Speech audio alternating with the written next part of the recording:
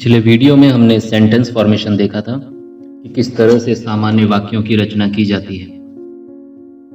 मुझे कुछ साथियों ने व्यक्तिगत कमेंट करके और मेरे व्यक्तिगत आईडी पर कमेंट करके मैसेज भेजकर बताया कि वो कुछ ज़्यादा ही सामान्यीकरण हो गया है। तो मैं यहाँ ये बता दूँ कि हम ज़्यादा सामान्यीकरण नहीं कर रहे, सिर्फ अंग्रेजी को बेस से शुरू कर रहे हैं। यही वजह है कि अभी के कुछ वीडियो काफ़ी सामान्य आएंगे। मकसद सिर्फ इतना है कि जो लोग अंग्रेजी को अब शुरू कर रहे हैं उनके लिए अंग्रेजी काफ़ी आसान हो जाए। तो सेंटेंस फॉर्मेशन एक बड़ा टॉपिक है और डिटेल से हम इस पर बाद में चर्चा करेंगे। फिलहाल हम आ जाते हैं हमारे आज के टॉपिक पर, और आज का हमारा टॉपिक है पार्ट्स ऑफ स्पीच। अंग्रेजी ग्रामर का ये सबसे बेहतरीन टॉपिक है और इसमें से काफ़ी सारे प्रश्न आते हैं प्रतियोगी परीक्षाओं में भी, बोर्ड की परीक्षाओं में भी। और इसमें जो प्रश्न पूछे जाते हैं वो आपके डिसीजन मेकिंग पावर की भी जांच करते हैं, क्योंकि पार्ट्स ऑफ स्पीच में ये आपको अभी समझ में आ जाएगा इसी वीडियो में कि मैं ऐसा क्यों कह रहा हूँ। अब पार्ट्स ऑफ स्पीच को हम दो भागों में बांट देंगे, एक सामान्य और दूसरा डिटेल्ड। इस वीडियो में हम पार्ट्स ऑफ स्पीच की सामान्य जानकारी को समझने की कोशिश करेंगे और ये वीडियो उन लोगों के लिए भी ज़्यादा फायदेमंद होगा जो अंग्रेजी को अब शुरू कर रहे हैं। ग्रामर के जो विद्वान हैं, व्याकरण के जो विद्वान हैं, उनके अनुसार अंग्रेजी में पार्ट्स ऑफ स्पीच 8 चीज़ें शामिल हैं। नाउन, एडजेक्टिव, कुछ लोग इसका उच्चारण एडजेक्टिव भी करते हैं, pronoun, verb, adverb, preposition, conjunction और इंटरजेक्शन। यहाँ हम एक एक चीज़ को बहुत सामान्य तरीके से समझ लेते हैं और इसके दूसरे भाग के अंदर हम प्रत्येक को डिटेल से समझेंगे। सबसे पहले नंबर पर है नाउन, जिसे हिंदी में आप संज्ञा कहते हैं। नाउन यानी आप आंख बंद करके जब खोलेंगे तो आंखों के सामने जितनी चीजें आपको दिखती है वे सभी नाउन हैं। किसी भी व्यक्ति, वस्तु या स्थान के नाम को हम संज्ञा कहते हैं, नाउन कहते हैं। लेकिन यहाँ आपको ये ध्यान रखना है कि इसके अलावा बहुत सी ऐसी चीजें होती है जिन्हें हम सिर्फ जिन्हें देख नहीं सकते, महसूस कर सकते हैं, तो वे भी नाउन के अंदर आती हैं। जैसे ईश्वर, अब हम ईश्वर को देख नहीं सकते लेकिन वो फिर भी एक तरीके से नाउन है। आगे इस पर डिटेल से चर्चा करेंगे। दूसरा जो पोर्शन है वो है एडजेक्टिव। किसी भी नाउन की विशेषता बताने वाले शब्द को हम एडजेक्टिव कहते हैं। जैसे Ram is a boy, Ram एक लड़का है। यहाँ पर दो नाउन है, राम भी एक नाउन है और बॉय भी एक नाउन है। अब मैं इस वाक्य को थोड़ा सा मॉडिफाई करूं।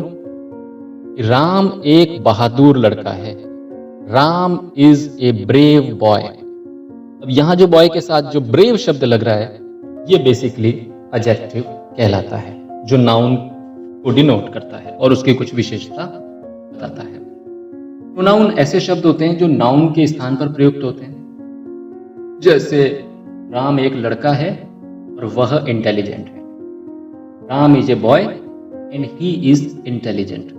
यहाँ जो ही शब्द लग रहा है या हिंदी में जो वह शब्द लग रहा है ये राम को डिनोट कर रहा है, इसलिए हम इसे प्रोनाउन कहते हैं। इसके बाद है वर्ब। हर वो कार्य जो हमें होता हुआ नजर आए वे सभी वर्ब हैं।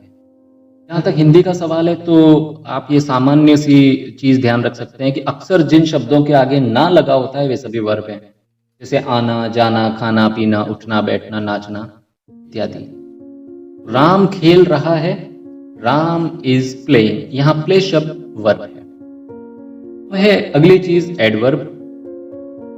अगर कोई क्वालिटी नाउन के साथ लग रही है तो एडजेक्टिव है और अगर वर्ब के साथ लग रही है तो एडवर्ब है। ये एडवर्ब में ऐसे शब्द आते हैं जो वर्ब की विशेषता बताते हैं। जैसे राम अराइव्ड क्विकली, राम जल्दी पहुंचा। यहाँ जो क्विकली शब्द अराइव्ड के बाद लग रहा है ये उसके आने के तरीके को बता रहा है। फिर आगे चलते हैं प्रेपोजिशन, मेरा फेवरेट टॉपिक है और मुझे लगता है कि अंग्रेजी ग्रामर में इससे ज्यादा विवादास्पद टॉपिक या कठिन टॉपिक शायद ही कोई हो। ये ऐसे शब्द होते हैं जो किसी भी संज्ञा की स्थिति बता देते हैं कि वो किस मोड़ पर है, किस स्थिति पर है। जैसे पुस्तक किताब के ऊपर, पुस्तक टेबल के ऊपर है। The book is on the table, यहाँ जो शब्द ऑन लग रहा है ये उसकी लोकेशन, उसकी स्थिति को बता रहा है कि वो किस जगह है, किस तरह है। प्रीपोजिशन काफ़ी सारे हैं और हम इस पर एक या दो वीडियो बनाएंगे ताकि ये आपको समझ में आ सके। अगली चीज़ है कंजक्शन। ये बड़ी आसान चीज़ है जो दो शब्दों को या दो वाक्यों को जोड़ती है आपस में। जैसे राम और श्याम मित्र हैं, Ram and Shyam are friends. यहाँ राम और श्याम को जो शब्द जोड़ रहा है और या एंड, इसे हम कंजक्शन कहते हैं। कंजक्शन के लिए काफ़ी शब्द हैं और हम कंजक्शन के टॉपिक में इसे भी देखेंगे। आखिरी चीज जो है वो है इंटरजेक्शन। इसका बहुत कम इस्तेमाल होता है और ये आपके अचानक से जो फीलिंग्स पैदा होती है उसको दर्शाता है। जैसे कोई आपको सूचना दे कि XYZ मर चुके हैं या XYZ मर गए, आपको एक शदीद झटका लगेगा और उस समय आपके मुंह से जो शब्द निकलता है वो है हाय या अलास, ही इज नो मोर या ही इज डेड। ये इंटरजेक्शन कहलाता है।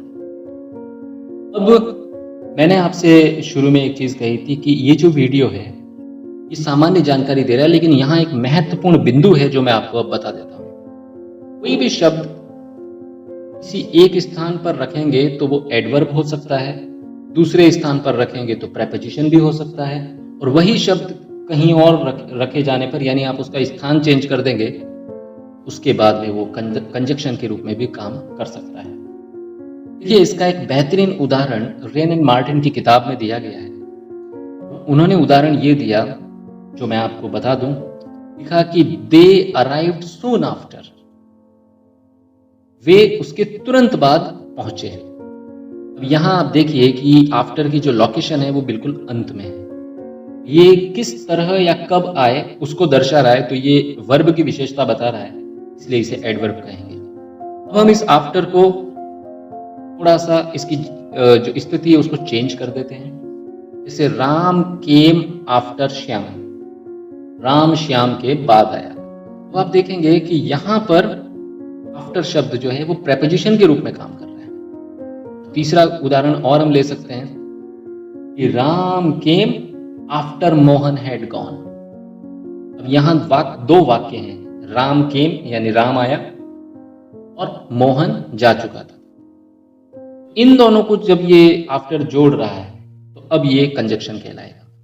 तो समझना ये है कि एक ही शब्द अगर हम वाक्य में उसका स्थान चेंज करेंगे तो वो अलग अलग तरह से व्यवहार कर सकता है। उम्मीद है ये वीडियो आपको पसंद आया होगा, और अब हम पार्ट्स ऑफ स्पीच के लिए डिटेल से एक वीडियो बनाएंगे।